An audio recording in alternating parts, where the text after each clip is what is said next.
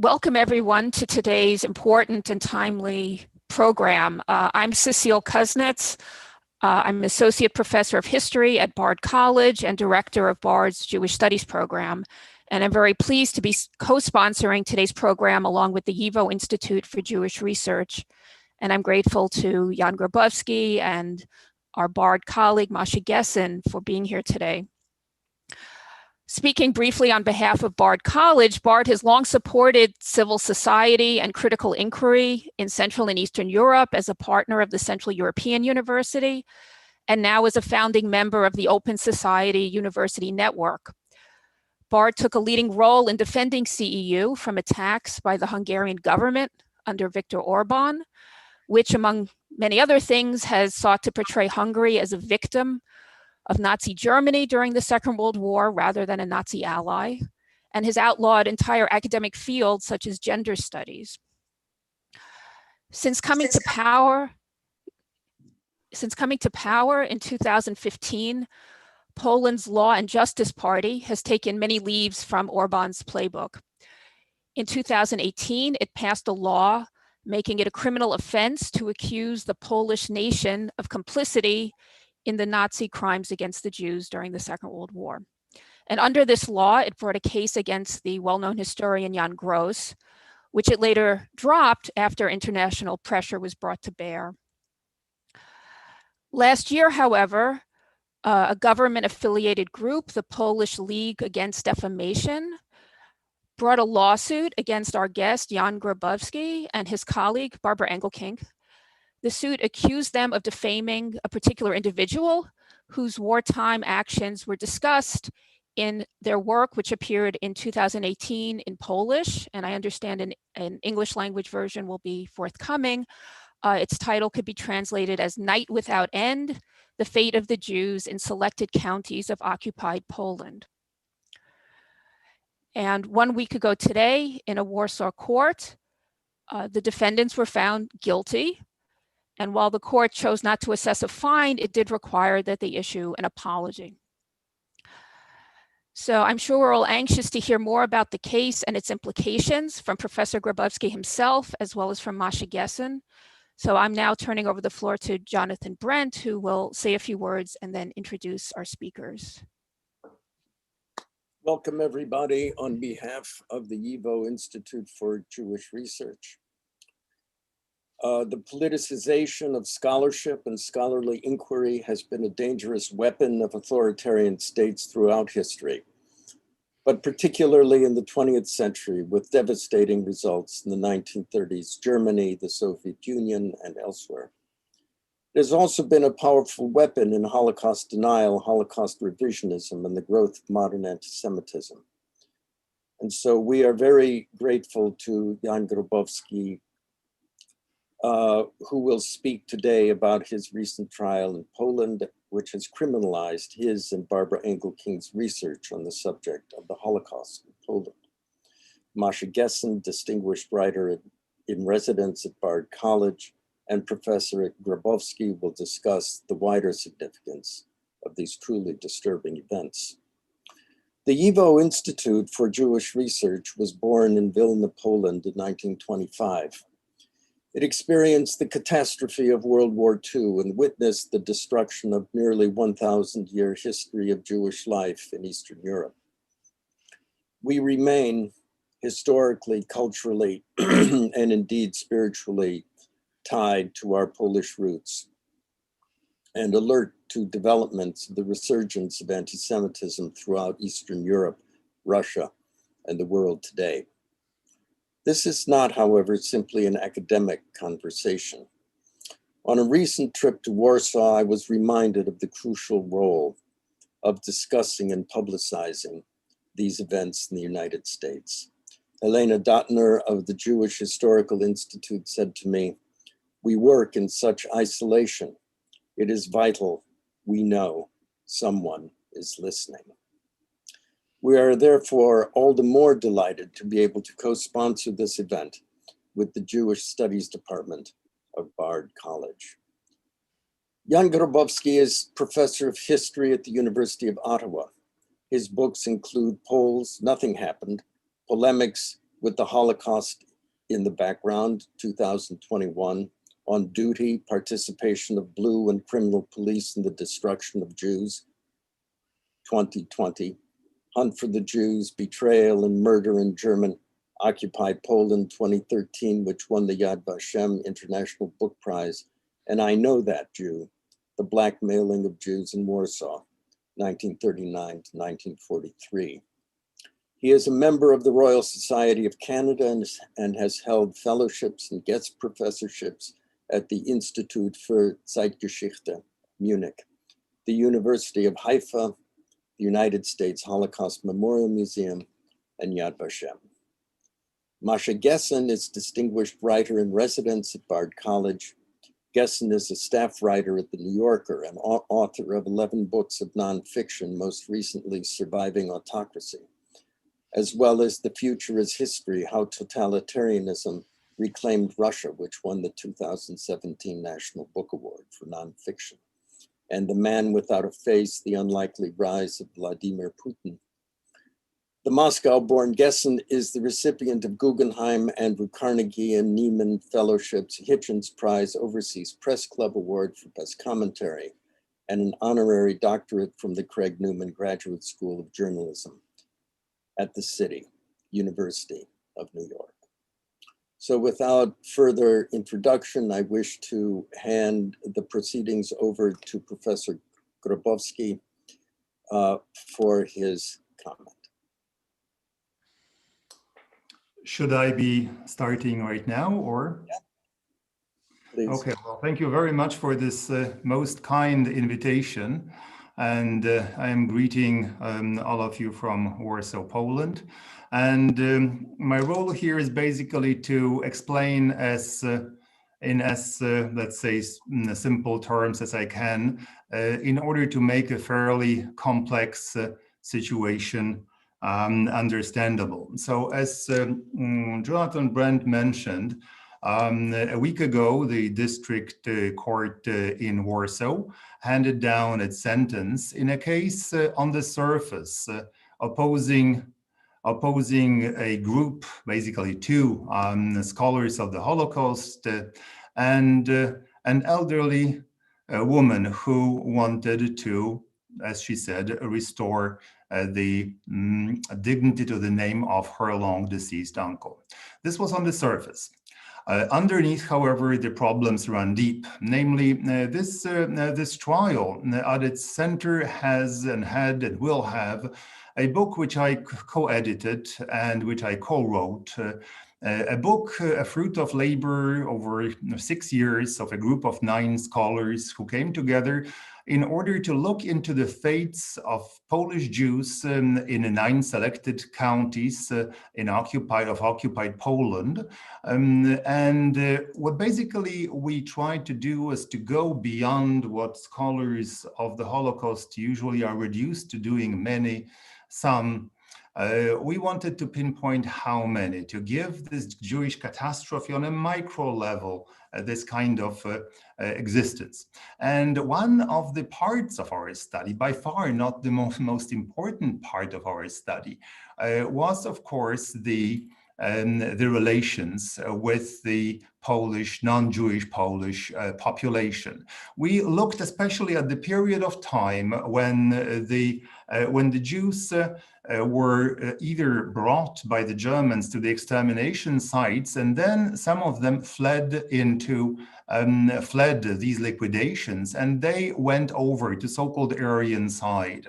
And then basically they, from the point of view of the Germans, they became largely invisible. And that's when, in this case, the Polish society had a huge role to play, either to hide, to rescue, to denounce, to murder. So this is the part of the story which we studied in depth, of course, and the results of this research have been greeted warmly by the academia, and they were greeted with absolute fury by the nationalists governing in Poland right now, and of course their electorate, for a variety of reasons, which I will discuss, of course, in a moment. However, just to bring it this very initial introduction to an end, tell you that the problem, or the real essence of the civil litigation lawsuit that was at the basis of the whole story here originated from an organization called in Polish the Redoubt, or the Fortress of Defense of the Good Name of the Polish Nation.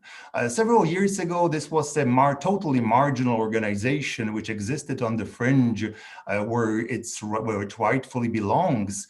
Nowadays, however, reinforced with supplies of money and directly inserted into the structures through its members, into the structures of power of the Polish state, it has become a powerful and dangerous player. And they basically took this trial and they financed it and they animated it and they publicized it.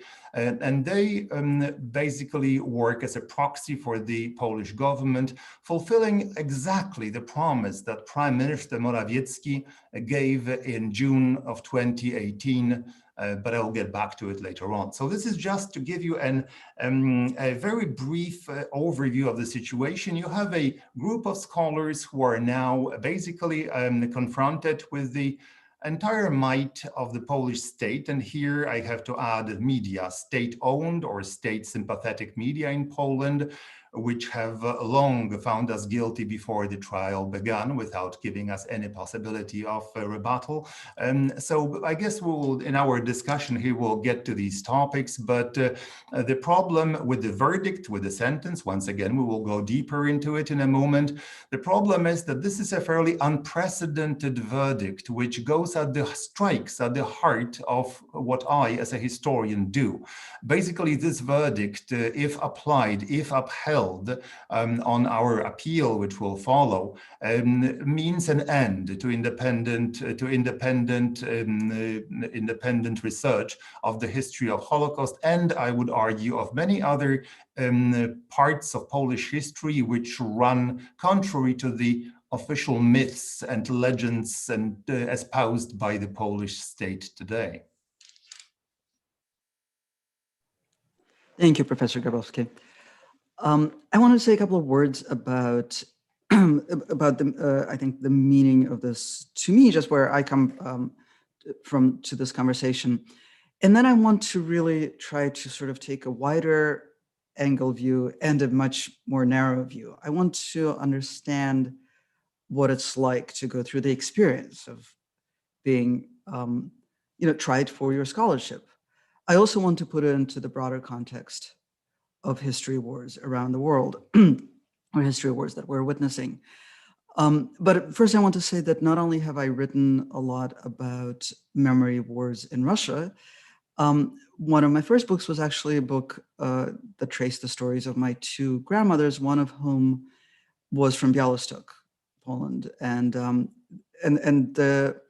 This was, I was writing the book in the mid-90s. It took me to Białystok to trace the story of my family in the Białystok ghetto and the rest of the family which perished in Warsaw. And so the conversation about the fate of Jews in Poland and the role and the relationship of their Polish neighbors to this fate has been very close to my work for 30 years at this point. And my one surviving relative in Poland was somebody who was saved by Poles during the Holocaust, and the rest of the family was not, dozens and dozens of people. But I want to talk first, I want to mention that we're witnessing, I think, sort of one of the periodic inflammations of history wars, which not coincidentally go hand in hand with autocratic attempts, which necessarily require the rewriting of history. And really, in countries as different as Hungary, Poland, Russia, and the United States, we're involved in a very active and very consequential conversation about who we are and what our past is. It can look absurd on the surface, as Donald Trump's 1776 commission and his Garden of American Heroes. It can look menacing, as the trial of Alexei Navalny right now for ostensibly insulting a World War II veteran. A case incidentally brought by his nephew, the veteran's nephew. So we have this sort of weird parallelism. So it's both text and pretext, right? So in the case of Navalny, we have the pretext, right? Because nothing is more sacred than World War II. So you can go after him on the grounds of having insulted the memory of World War II if you can find nothing else. But it's also the text. It is also the essential battle for self-understanding. And first I want to ask you, obviously you were highly aware of this as you were putting out the book. You were aware of the attacks on Jan Gross. You were aware, and maybe you can talk a little bit about this, about what happened with the Poland Museum and its director who was suspended in limbo for over a year while the government was trying to suffocate this extraordinary museum of Polish Jewish history. So what was the context into which you sent out this book, and what did you expect? Well, thank you for this. Not the problem. I mean, the thing is, of course, if you are a scholar of the Holocaust and you are not following the party line, you know that there are, as long as you do this work in Poland or in Polish, that there are shoals and rocks that are threatening looking at your ship. Now, the problem is that when we, I am referring to a small group of scholars working with me within the context of this book, Night Without End. And when we couldn't really foresee, when we started to work in 2012, Poland was still I would say, a rather normal democracy with all its, warts and stuff, but still it was a working democracy. And it was hard to, let's say, anticipate that within the course of 3 years, this sweeping change would mean an end to democracy and everything that ensued. So when we published the book, it took 6 years, as I mentioned, to write it, a tremendous joint effort of these many young scholars and older scholars. So when we published the book, it was actually in this late spring of 2018, when the world from the point of view of a Holocaust scholar has changed dramatically due to the publication of this infamous Polish Holocaust law in January of that year. So when we dropped in April and May our book on the table, it hit a raw nerve with a tremendous force, and it basically created all the knee-jerk reactions reinforced by the deep sense of paranoia that runs deep, especially everything that concerns Polish-Jewish relations in Poland triggers extraordinary emotions, as you are well aware. Now, just a moment later, it took them, by them I mean the authoritarian authorities, they took them several months to gather their act together, to coordinate institutions of the state, such as, for instance, the Institute of National Remembrance in Polish, IPN, which is a very curious animal. I think the only institutions of this kind in the world, weaponized to the tune of $120 million US per year to, let's say, run the official historical narrative. So these organizations, there are others in Poland, were mobilized by the state, and they started striking at this fairly small group of scholars, something which I could not have foreseen before, of course, something which happened to be our fate. Now, more importantly, in June of 2018, everything came sort of together. In June 2018, if you remember, there was the so-called, under tremendous pressure from the states, from Israel, from around the world, the Polish government had to backtrack a bit. What they did, they withdrew the criminal provisions. In other words, they said, okay, we are not sending people for 3 years to prison for writing that Poles were complicit in the Holocaust. We will, that's what at this stage Prime Minister Morawiecki said, we are going to go with the help of good NGOs, the way of civil litigation, and we will make certain that nobody will dare, out of fear of being bankrupt, to slander the good name of our nation. And then you have, so you have all these elements placed together. Then you have the investigation into my friend Jan Tomasz Gross. Investigation actually carried under different provisions of a different article. I don't want to bore you with this, but there is a menacing article called Article 133 of the Polish Criminal Code, which stipulates still 3 years in prison for slandering good name of the Polish nation. And lo and behold, imagine 10 days ago, this article has been once again used and is being used against a journalist and historian in Poland for having written an article in a paper in which she had one sentence implying that Poles were complicit in the Holocaust. So these things are coming together, the machinery of the state, the media, and so with Jan Tomasz Gross, as you mentioned, the proceedings where the investigation was dropped, I would dare to say that under delicate pressure from the United States, but well, basically in my case, I don't think the Dominion of Canada can be as persuasive as the United States can be. But in any case, it has been dropped. But if you look at the scenery, for instance, the case that you mentioned against Professor Stola, who was not reappointed despite every single right to be so, winning the competitions to the position of the director of the Polin Museum. You have people fired from their jobs.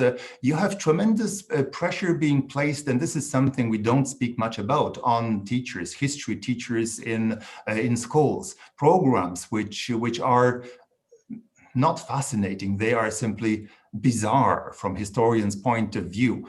Imagine, I have been writing what I'm writing now for over 20 years. Not even a word of this has ever penetrated into the school curricula. So this is an atmosphere of freezing cold that is now, penetrating all, let's say, the layers of interests, students, educators. They are watching our talk. They see senior historians being dragged through these things. So this is, and I'm not even touching yet on the verdict itself, how deep it penetrates to the core of our profession. But I guess I will ask, I will let that for the time being.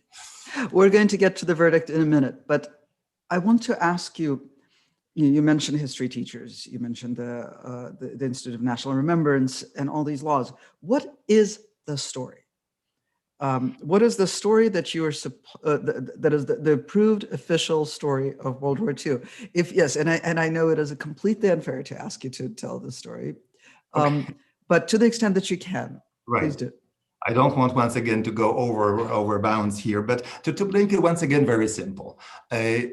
Polish nation and I have been born and raised in Poland, so up to and including my university education, so I know what makes us tick. And one of these things that make Polish society tick is an enormous pride of wartime history of the Polish nation. Poles, by and large, are educated in a very strong, extremely strong, multi-generational tradition of own victims status. We were victims of history at the hands of powerful neighbors. We're victimized by Germans. We're victimized by Russians or Soviets. Now, in this scenario, there is simply no room for us being victimizers of during the most tragic period in one of the most tragic periods of human history. So when you bring together this deep, deep sense of own status of noble victim, and suddenly you throw it together with this very strong, overwhelming evidence of the fact that large segments of the Polish society took part in the German genocidal project for a variety of reasons which had nothing to do with German planning, but they did take part. Then this creates a sort of a conflict inside, let's say, the society, which risks to explode, let's say, bringing out fireworks that you see in 2018, 1920, and today too. This is one part. And the second part is that so this is the old part, I would say. It has only been reinforced now by the nationalists. The second part that they really work hard on is to consolidate their electorate, to consolidate polls against perceived or alleged common enemies. And the thing is that nationalism, this, as you know, better than I do, consolidates very well, sort of around these issues, which mobilize, trigger these sometimes very, very primitive emotions of hate, fear, mostly fear. And this was visible in 2015 when in Europe they had the refugee crisis, right? In the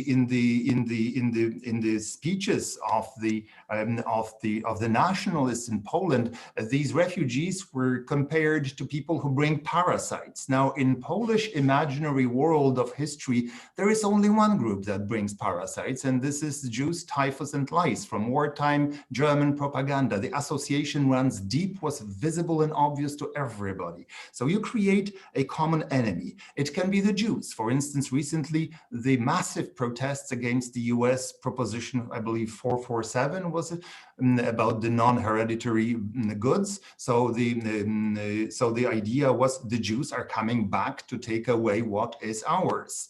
And then nowadays, last year, was this incredible surge of hate against the LGBT community. We have actually now in Warsaw, in Poland, a minister of education, I stress it strongly, minister of education, who said, I quote, referring to LGBT community, these people are not equal to normal people. Now, I don't know how it flies in other countries, but in my quaint dominion of Canada, a politician would be finished after, and he was promoted to. So this is just an example how this kind of national identity building is being created around these conflicts and hates, of which the area that I study is but one. Thank you. Now, if you can take us to your experience of having put the book out there, it takes them a few months to sort of get their act together. Then what happened? What happened to you? Okay, well, I don't want to talk too much about myself because I am privileged in the sense that I am a senior scholar, but I am working with junior scholars who are in Poland. So they are much more exposed. I became sort of a face to hate in Poland ever since my friend Professor Jan Tomasz Gross retired. I was very, very unhappy because as long as he was around, they had someone else to basically beat up on. Nowadays, I became this proxy a bit for him. Nevertheless, when you see your own face plastered on the cover page of mainstream right-wing, but mainstream pro-government weeklies with my face, and next to it lies without punishment. Well, if this is not incitement to violence, what is? And then you see us, a group of scholars, presenting our research in Paris, France, in Haute École des Études en Sciences Sociales, and one of the most prestigious French schools. And our conference is invaded by people, so-called Polish patriots, who are mobilized galvanized into action by Polish state TV, which once again plasters my face and the faces of my colleagues on the main edition of evening news, watched by millions, once again, under the title, I quote, Festival of Anti-Polish Lies. So this is what happens. And then you have the institutions such as Getting on the Act, such as the Institute of National Remembrance that has hundreds of historians, I believe hundreds is the right word, of historians, many of them with PhDs and more, working on their stuff. They receive marching orders and they have to produce evidence. So then you have unending series of reports, which are both extremely crude because these people lack education in the area that we study. But these things repeated time after time again. And then you have other institutes. You have just recently, I learned, you have an institute that has opened its booth in Berlin, in Germany. They're called Pilecki Institute, and they are now also looking at each and every footnote whether we made an error, methodological error of any kind. So this is a kind of low-level, low-fare harassment. And then you have So this is basically the kind of reception from the state. Of course, I am not even quoting, the hate mails. It's a regular thing, but you tend to disregard it. But the idea that the machinery of Polish state is engaged in suppression of independent research, that there is this extraordinary effort being done, that there are ministries. Ministry of Foreign Affairs tries to prevent me from speaking, okay? Ministry of something else is the chief of Secret Services, as I mentioned, is now declaring that what we do and the echoes in the West threaten the security of the Polish state. The Minister of Justice just 3 days ago intervenes in an ongoing court case and declares us guilty. So, this would be actually a thing for theater, but it's not.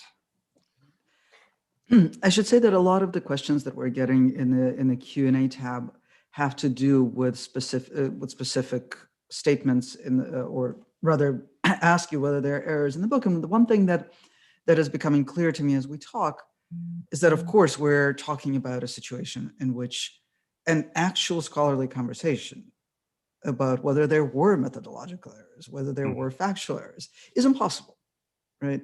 And so I'm just warning people that I'm also not going to take these questions to ask Professor Grabowski, because I think that in this setup it's impossible to take them up.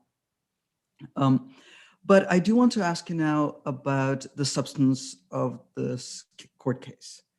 What was the actual accusation and what was the verdict? Well, I'll start with this bizarre thing that actually I am not being sued as an author. I am being sued as an editor, okay? I am co-author of the book, but the book is 1,700 pages, 3,500 footnotes, 9 authors, and the trial and the lawsuit targets, I believe, 2 paragraphs of 10 lines or so, which is from the part written by my colleague, Professor Barbara Engelking of the Polish Academy of Sciences, which deals, simply to put very quickly the story together, it presents on a margin of the main discourse. It presents the story from a small village called Malinowo in eastern Poland under occupation, where according to a Jewish survivor, the local village elder or village mayor has been involved in surrendering, denouncing a group of 22 Jews to the Germans, who later on massacred them and killed them due to the information and his involvement in this whole story. And so this is actually, Professor Engelking didn't even write that this is her opinion. She quoted here an opinion expressed by a Jewish survivor of the time. Now, and also she quotes that there was in this passage that there was a post-war trial involving this very village elder, this village mayor, where in 1950, after a long trial, he had been found not guilty. So basically here, the historian, in this case, Professor Barbara Engelking, chose to go with one part of testimony, which she found much more credible than the situation in court, of which she was entirely conscious. And she decided to assign more value to this part of historical archival evidence, which has been produced by this Jewish survivor once she was, I believe, in Sweden. It was a long oral deposition. When she was no longer under pressure as she was in Poland, she admitted she was lying in court in 1950. So the thing is that at this stage, you have here 2 different testimonies. You have a testimony from this Polish court, and then you have a later testimony of this Jewish survivor. And the court, basically, we don't still have the how do you call it, the written justification of the verdict. I heard it myself, but the court basically said that in such a situation, a historian is unable or is not allowed to make a judgment. And this indeed is something that has tremendous implications. Now, to add some more stuff to it, this Jewish survivor, Estera Siemiatycka, she said that this village elder actually saved her life at a certain point. And then he was instrumental in killing other Jews. And there is nothing, as you know, as all people who study the Holocaust, there is nothing actually basically strange or even unusual in this case. The history of the Holocaust was never written in white or black. It was written with all shadows and shades. He said he facilitated her transfer to Germany as a forced labor. And for a Jew hiding in Poland, being transferred to Germany actually was a ticket of life, because in Germany, nobody had idea who you were. They didn't recognize Jews for Jews. So these are the idea that you could have, the lawsuit said that here was an elder, village elder, who saved the Jews, and the authors of the book, we wrongly accuse him of all these wrongdoings. And this is the way the court decided that the historical evidence here, the court pronounced itself on the validity of Jewish testimony. And this is something that I will have to expand on it, but I don't want to go, let's say, ramble on too far. I will stay silent. No, actually, I would like you to. Oops, that was a cat jumping. I would like you to talk about the implications of a court making a decision on the validity of testimony. Right. So let's look from this at this situation from close quarters. In my work with as a historian, I have been in the course of last 10 years, perhaps, I went through probably close to 1,000 trials. Okay, from 1940s and 1950s. Perhaps a bit less, but not much less. I wrote several books now already relying heavily on this evidence. We call them August trials. And the thing is that you have to know how to approach this document. The court had no expertise, of course, in deciding what they did. The thing is that these trials were I would call them orphan trials. And they were trials which were done without much enthusiasm. It was against Poles who hurt the Jews in a variety of ways. The Jews by 1946, 47 were largely gone from Poland. Okay, after the Kielce pogrom, the Jews who remained, usually they pretended they wanted to be simply left alone. They threw their lot with the Polish society, and they didn't want to be reminded. Definitely, they didn't want to testify in court against other Poles that they murdered the Jews. Now, in my experience as a historian with really significant experience in this area, I can look at these trials, and where I really look for my material is the part of investigation.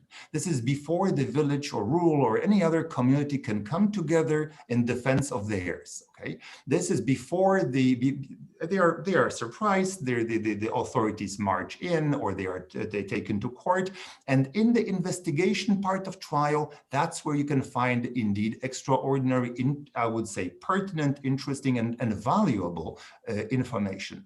In the courtroom, everyone starts to basically change their story, because you can see that the pressure has been applied. In the case of this trial, actually, one fellow was killed by local anti-communist partisan units still operating in the area. Others were severely beaten up in order to make them change their story. So this what happens in a courtroom, from my point of view, has very little importance. And if now a court, so for me, what is fundamentally important will be the part of investigation, which precedes the trial, and then of course later testimony, Jewish testimony of, let's say, later time when these Jews are outside of Poland. Now, we often, as you know, we often talk about the value of Jewish testimony. People say, well, you know, Jewish testimony, why should we assign such a huge value to it? Well, this is something I really want to drive hard at. In Poland, if you were a Jew and you found yourself under the Nazi occupation, you didn't flee to the Soviet Union. If you stayed under German occupations, your chances of survival were 1.5%. And this is what makes, this is one of the parts, what makes Jewish testimony so incredibly important. We don't have much of it. We don't have much of it. So now if we are being told that we are going, as historians, we have to reject Jewish testimony because it has been contradicted by Polish witnesses in court in 1950. I'm sorry, this is an end of writing, of independent writing of the history of Polish-Jewish relations under the Shoah. And I'm not exaggerating by one bit, one iota. At this stage, if you are a historian writing a book about these difficult times, about these difficult questions, if you think that you will have to confront in court organizations such as the Polish Anti-Defamation League or any other proxy that the authorities will take out of their pocket, probably you will not write it. I want to ask you to think out loud about something that you have just brought up, which is, of course, the problem of the unreliable records. This is something that I've thought about a lot, and people working on memory in Russia have thought about a lot, because, of course, you open secret police records, and it's very difficult to form a consistent approach to them, because so much of what you're seeing is a priori unreliable, obtained under duress as a result of torture, or in many cases, in milder cases, it's a case of somebody trying to save somebody else, trying to save their own skin, and the complications pile up to the point where you can't make a story out of it. Now, you have just described the way in which those orphan trials were created an unreliable record. We're now observing the creation of more unreliable record, right? In the courts in Poland, as in the courts in Russia, as in the courts in Hungary. What are ways for present and future historians of thinking about that kind of record and how we're going to work in the future?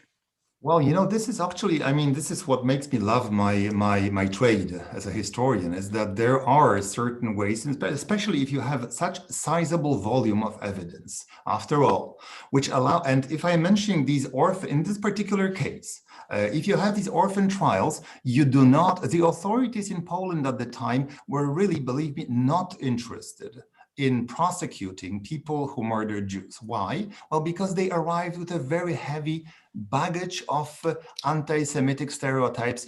They encountered a very communists moving into Poland after 1944-45, were basically described as Jewish lackeys, okay? The common wisdom on the street was, of course, they have been brought here by the Russians and they are alien Jewish force. Now, in order to, let's say, make them somehow palatable, the last thing the authorities, it's visible through the historical and judiciary evidence, the authorities were more than reluctant to pursue these cases. So there was no political pressure. Now, in vast majority of cases, I have seen not even a touch of political pressure. Mind you, political trials were many in Poland, but they were steered toward military justice, toward special tribunals. These courts that we are talking about are plain, normal, regular courts that are dealing with plain, regular, normal criminality. So this is the kind of fairly untainted evidence where you have local pressures, local dynamics, but you don't have much in terms of state involvement per se. So this is what makes these orphan trials fairly, I would say, brought to regular justice, fairly credible evidence. And once again, if you look at the special tribunals, it's a totally different animal. And then historians will have to, I'm working with Gestapo files, for instance, I'm working with German courts. And of course, when I'm looking at Jewish testimonies from these courts, I know how to read them in a totally different way. I know that these people were tortured. I know that they were starved to death to declare whatever they had to declare. So, but these are the things, as historians, we place the documents within their historical context and we treat them as such. So this, what you see here, is an attempt by the court, basically, with the under pressure of the Polish state, to make us doubt tools and mechanisms which are essential to and take away our liberty, actually, of formulating historical hypotheses. And now you're going to be filing an appeal within this system. This is actually one of the questions from the audience is, what does the appeal process look like? And I would add to it, how do you think through filing an appeal within a system that is weaponized against exactly the work that you do? You are asking someone now who is in the process of jumping to a swimming pool, not knowing how much water is inside.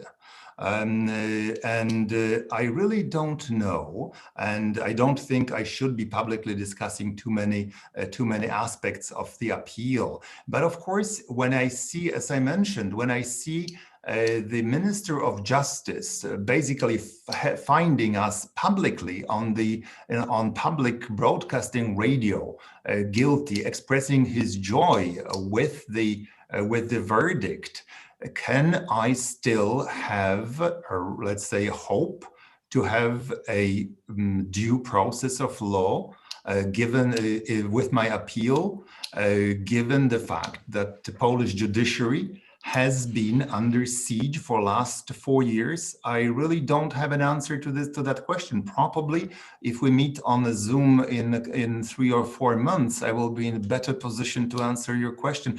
This is for me, once again, a question, it's a very troubling question. I don't know what's the procedure yet. We are waiting with Professor Engelking and the lawyers who are waiting for the written justification of the sentence before we move ahead. What we heard, what I said to you now, was on the basis of this oral submission from the court, which was rather shocking from my perspective. But the problem is, as I see it on a more general level, is that the authorities in Poland have already won, even if they lose. They have already won, because their goal was not actually to talk about history. It was to frighten people. And I believe that young MAs or PhDs in Poland nowadays will be scratching their heads collectively and individually. So in this area, damage probably has already been done. So, assuming the worst case scenario that you lose on appeal, could you give some advice to future historians on how to read the record of this trial, of this case? Well, I believe that this trial and appeal, I mentioned it to our lawyer, that his appeal probably will be studied in the departments of history for quite some time. That this trial will be a case study of major importance, not only to historians, also to lawyers or to simply scholars of the Holocaust.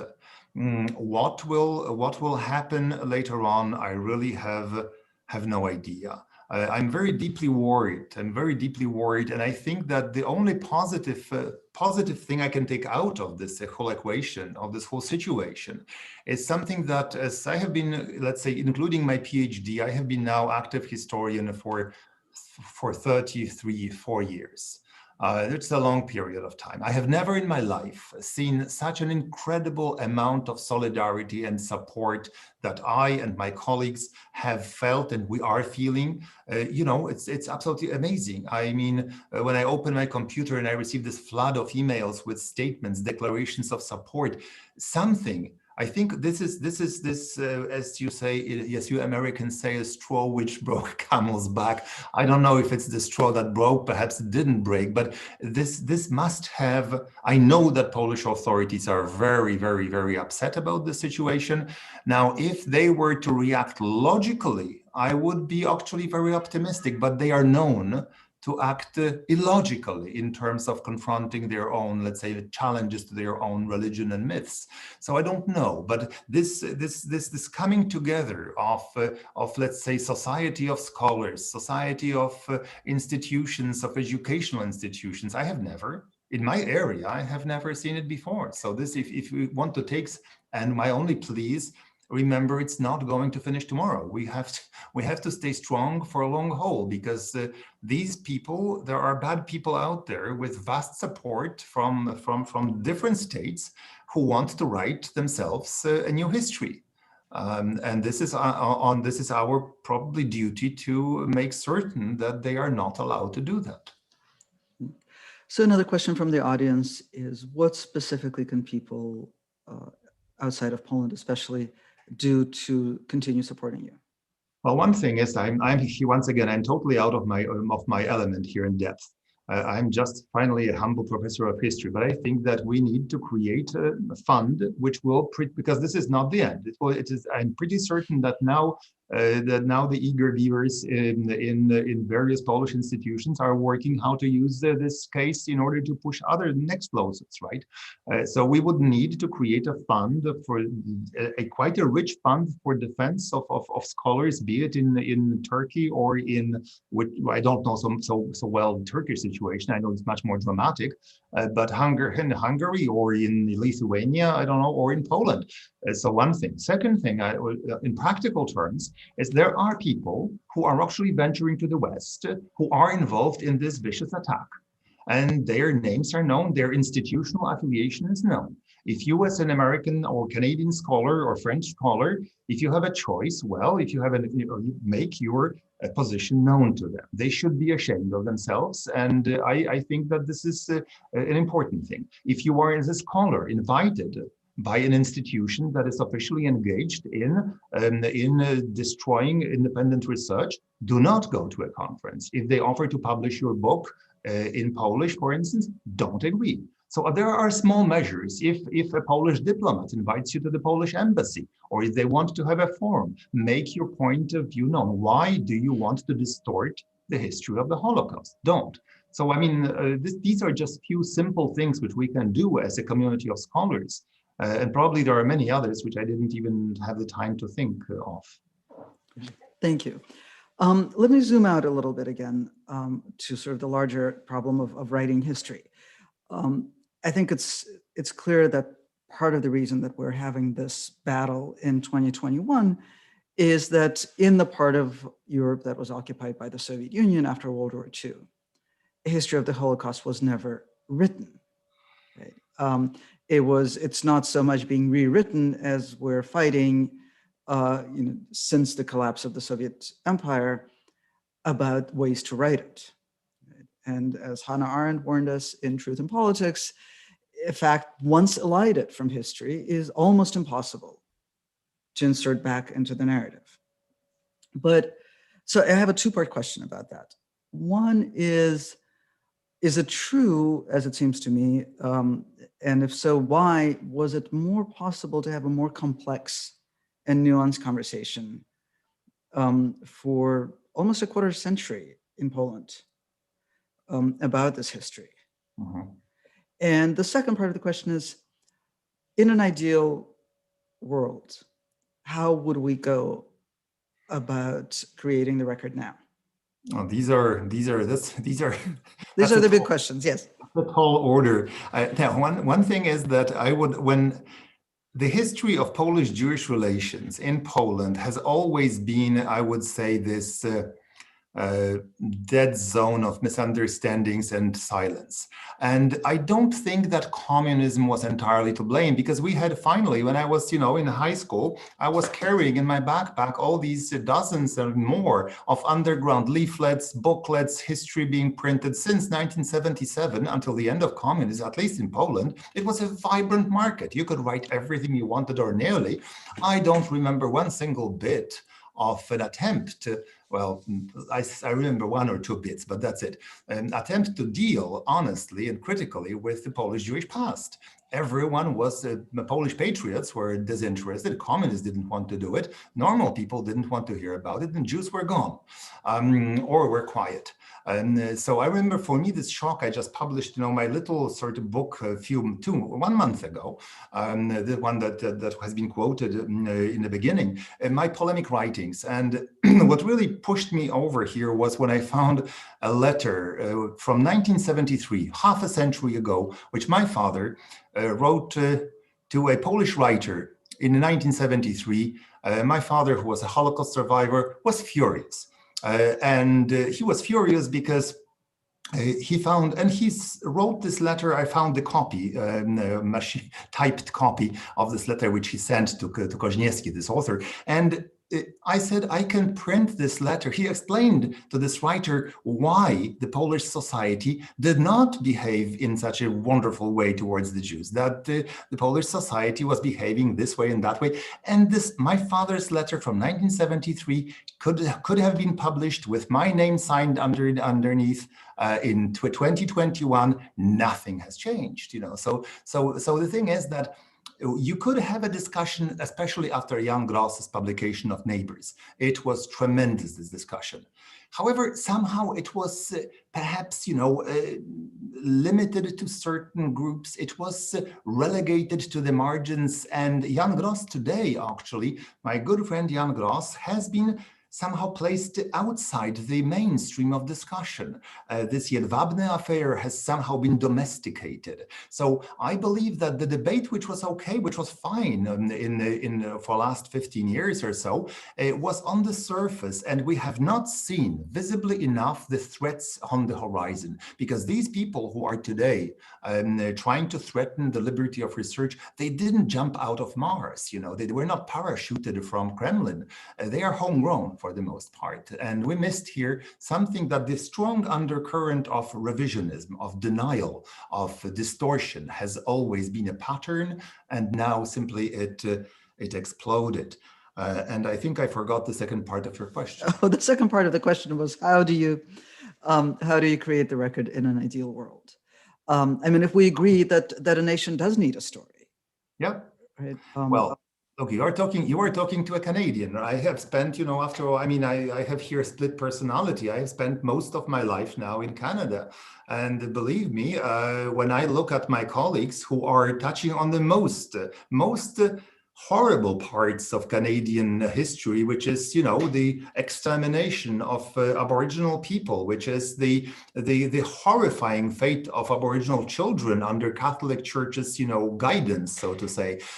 These people, however, are not hunted down by the state, okay? There is an open debate. There is a willingness to look at it. I strongly believe that the only way, which is obvious, is you look at your past the way it was. You try to assess your heritage in the light of horrible things and wonderful things. Otherwise, you impoverish yourself.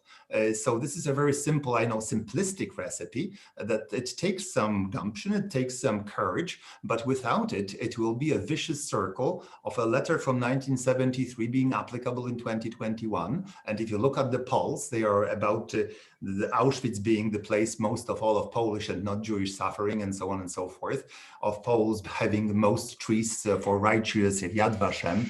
So I'm very skeptical. I have the recipe, I have the cure, but I don't think anyone is, very few people are willing to partake.